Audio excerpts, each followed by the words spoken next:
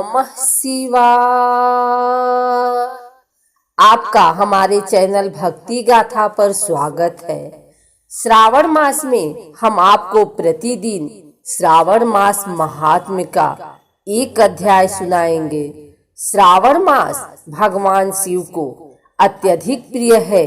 इस मास में जो कोई भी भगवान शिव की पूजा अर्चना करता है तथा कथा सुनता है, उसके ऊपर भगवान शिव की सदैव कृपा रहती है।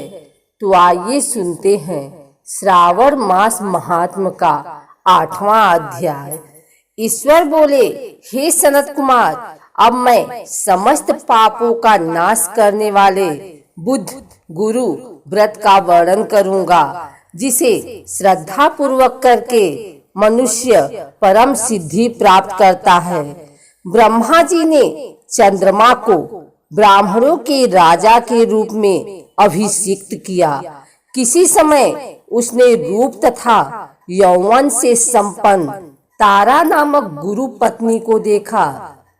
उसकी रूप संपदा से मोहित होकर वह काम के वशीभूत हो गया और उसे अपने घर में रख लिया। इस प्रकार बहुत दिन बीतने पर उसे बुद्ध नामक एक पुत्र हुआ, जो बुद्धिमान, सौंदर्यशाली तथा सभी शुभ लक्षणों से युक्त था। गुरु बृहस्पति को ज्ञात हुआ कि तारा चंद्रमा के घर में स्थित है। तब उन्होंने चंद्रमा से कहा कि मेरी पत्नी को वापिस कर दो। अनेक तरह से समझाने पर भी जब चंद्रमा ने तारा को वापस नहीं दिया, तब बृहस्पति ने देवताओं की सभा में जाकर देवराज इंद्र को यह वृत्तांत बतलाया और कहा, हे शुक्र, आप देवताओं के राजा हैं, अतः अपनी आज्ञा से आप उसे दिलाएं, अन्यथा उस चंद्रमा के द्वारा किया गया पाप आपको ही निस्संदेह लगेगा, क्योंकि शास्त्र निर्णय के अनुसार प्रजा के द्वारा किए गए पाप को राजा भोगता है। पुराण में भी ऐसा कहा गया है कि दुर्बल का बल राजा होता है। गुरु का यह वचन सुनकर चंद्रमा ने कहा, मैं आपकी आज्ञा से तारा को तो दे दूंगा, किंतु इस पुत्र को नहीं दूंगा। शास्त्र के अनुसार विचार करके देवताओं ने उस बुद्ध को चंद्रमा को दे दिया। इसके बाद गुरु को उदास देखकर देवताओं ने उन दोनों को वरदान दिया, हे चंद्र, अब तुम घर जाओ। यह तुम्हारा भी पुत्र है और बृहस्पति का भी है। यह तुम्हारा पुत्र ग्रहों में प्रतिष्ठित होगा। हे सुराचार्य, आप यह दूसरा भी शुभ वर ग्रहण कीजिए। जो बुद्धिमान व्यक्ति आप दोनों बुद्ध गुरु का व्रत मिलाकर करेगा, उसकी संपूर्ण सिद्धि होगी। यह सत्य है, इसमें संदेह नहीं। शंकर जी के लिए अत्यंत प्रिय इस श्रावण मास के आने पर जो लोग बुधवार तथा बृहस्पतिवार को पूजन व्रत करेंगे, उन्हें सिद्धि प्राप्त होगी। इस व्रत में दही तथा भात का नैवेद्य व्रत सिद्धि में मूल हेतु है। स्थान भेद से आप दोनों की मूर्ति लिखकर पूजन करने से भिन्न भिन्न फल प्राप्त होता है। यदि कोई हिंडोले के ऊपरी स्थान पर आप दोनों की मूर्ति लिखकर पूजन करे, तो वह सर्वगुण संपन्न तथा दीर्घायु पुत्र प्राप्त करेगा। यदि मनुष्य कोषागार में मूर्ति को लिखकर पूजन करता है, तो उसके कोष बढ़ते हैं और वे कभी क्षय को प्राप्त नहीं होते। इसी प्रकार पाकालय में पूजन करने से पाक वृद्धि और देवालय में पूजन करने से उनकी कृपा प्राप्त होती है। शय्यागार में लिखकर पूजन करने से स्त्री का वियोग कभी नहीं होता है। धान्यागार में लिखकर पूजन करने से धान्य की वृद्धि होती है। इस प्रकार मनुष्य उन फलों को प्राप्त करता है।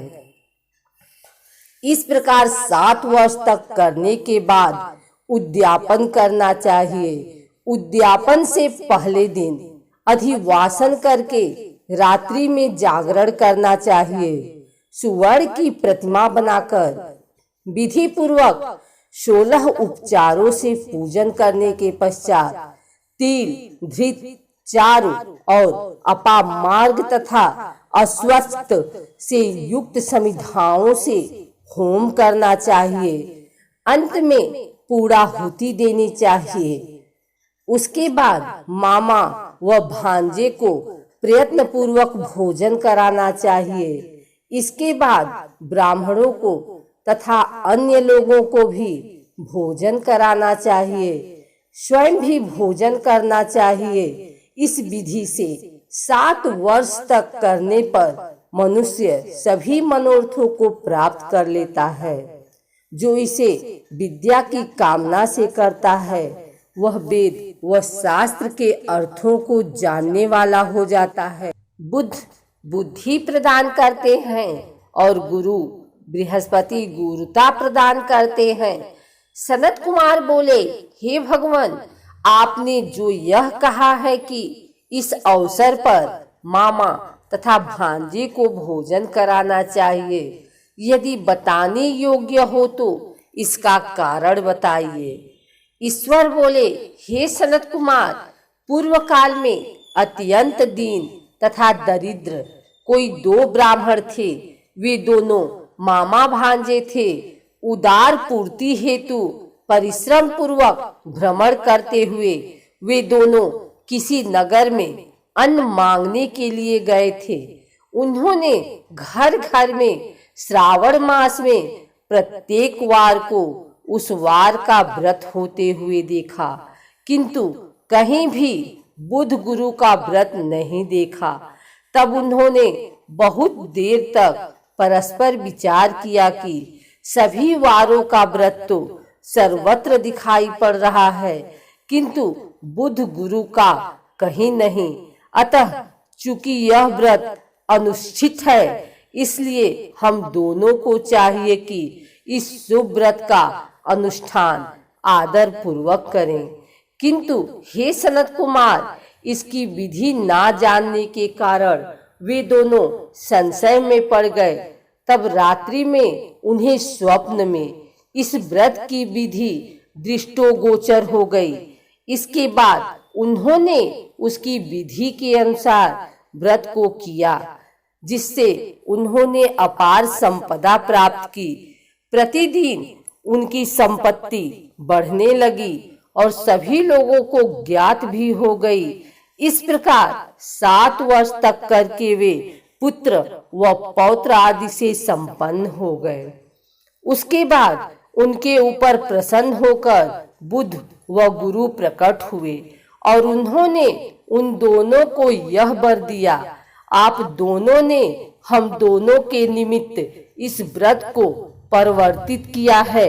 अतः आज से कोई भी इस शुभ व्रत को करे, उसे व्रत की समाप्ति पर मामा तथा भांजे को प्रयत्न पूर्वक भोजन कराना चाहिए। इस व्रत के प्रभाव से उसे सभी कामनाओं की परम सिद्धि हो जाती है और अंत में चंद्र सूर्य पर्यंत उसका हमारे लोक में वास होता है।